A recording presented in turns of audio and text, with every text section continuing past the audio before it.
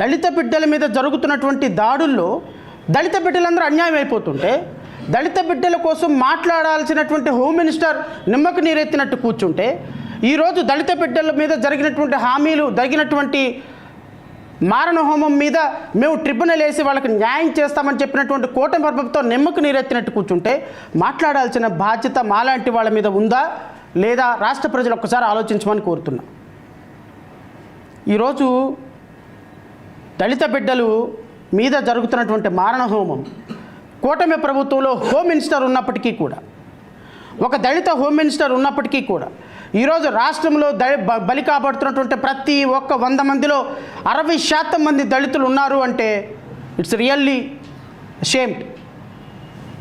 రాష్ట్ర ప్రభుత్వం అధికారంలోకి వచ్చిన తర్వాత నేను ఇది ప్రజాగళమని గౌరవ ముఖ్యమంత్రి గారు ఉప ముఖ్యమంత్రి గారు ఇచ్చినటువంటి మేనిఫెస్టో, ఈ మేనిఫెస్టోలో చదవటానికి చాలా ఉన్నాయి. బట్ నేను మాత్రం కేవలం ఎస్సీ ఎస్టీలకు సంక్షేమం కోసం ఇచ్చినటువంటి మేనిఫెస్టోను చదివి వినిపిస్తా. వీళ్ళు చెప్పిన మొట్టమొదటి సంక్షేమం ఎస్సీ ఎస్టీలకి సప్లాన్ నిధులు వారి అభివృద్ధికే ఖర్చు చేస్తాం. నేను అడుగుతున్న ఎస్సీ ఎస్టీల సప్లాన్ నిధుల్లో ఈ రోజు వరకు ఒక్క రూపాయి కూడా ఖర్చు చేయని 18 నెలలు 19 నెలలు అయినటువంటి ప్రభుత్వం ఎవరుందంటే మీ ప్రభుత్వమే. ఎక్కడ సప్లాన్ నిధులు ఉన్నాయో నాకైతే తెలీదు.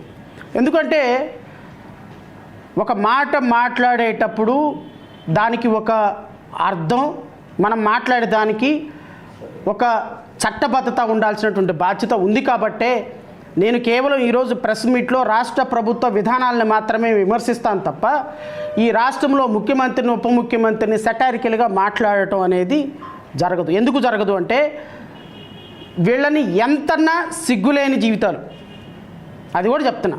వీళ్ళకి అధికారం ఒకసారి వచ్చేసింది, ఇంక ఎవడేమంటే ఏంది దులుపుకొని పోవటమే, దుమ్ము దులుపుకొని వెళ్ళిపోవటమే.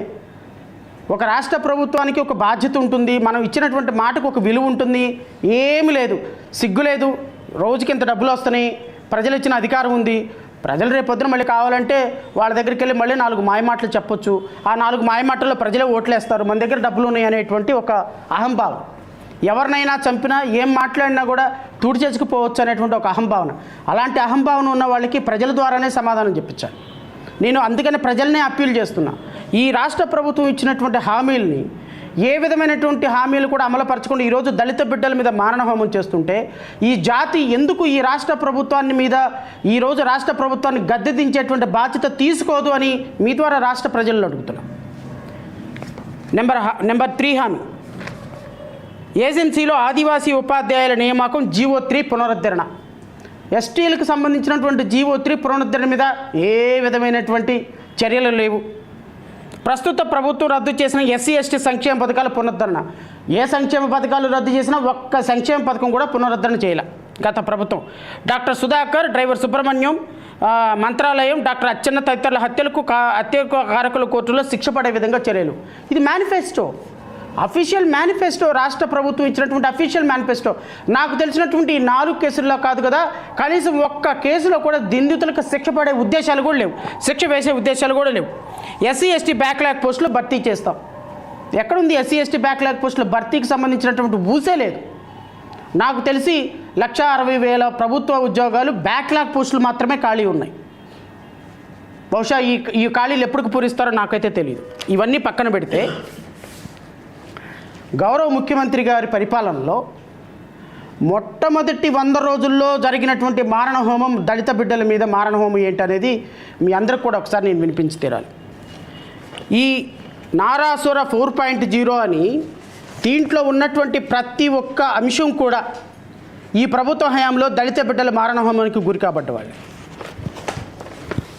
కర్నూలు జిల్లా ఆదోని మండలం నాగనాథహళ్లిలో మాలగుండమ్మ అనే దళిత మహిళపై టీడీపీ నేత రాఘవేందర్ రెడ్డి, ఆయన కుమారుడు శ్రీధర్ రెడ్డి విచక్షణారహితంగా దాడి చేసి ఆమెను చంపేశారు. దీని మీద ఏమైనా ఎంక్వైరీ ఉందా? No enquiry. జూన్ 4న విజయనగరం జిల్లా సీతానగరం మండలం పెద్దబొబ్బిలి హట్కో కాలనీలో గజ్జల హేమంత్ రవీంద్ర కుమార్ హత్య, దీని మీద ఏమీ లేదు. ఇంకా శ్రీకాకుళం జిల్లా సోంపేట మండలం కొర్లాం జాతీయ రహదారి సమీపంలో సంగీత దాబాలో మూడుగుల రాంబాబు, కొందరు దుండుగులు హత్య చేశారు. వీళ్ళందరూ కూడా తెలుగుదేశం పార్టీ వాళ్ళు.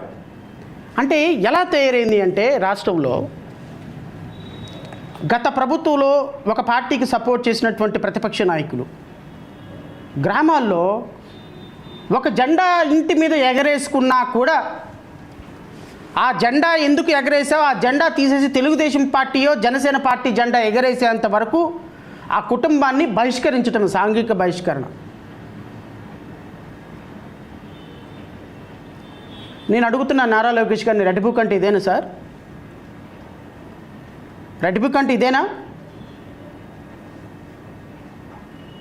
నేను అనుకున్నాను రెడ్ బుక్ అంటే బహుశా రెడ్ బుక్ అంటే నాయకుల మీద ఉపయోగిస్తారేమో అనుకున్నాను నేను. రెడ్ బుక్ రాజ్యాంగం అంటే ఈరోజు రెడ్ బుక్ రాజ్యాంగం అంటే కేవలం నాయకుల మీదే కాదు, రెడ్ బుక్ రాజ్యాంగం యొక్క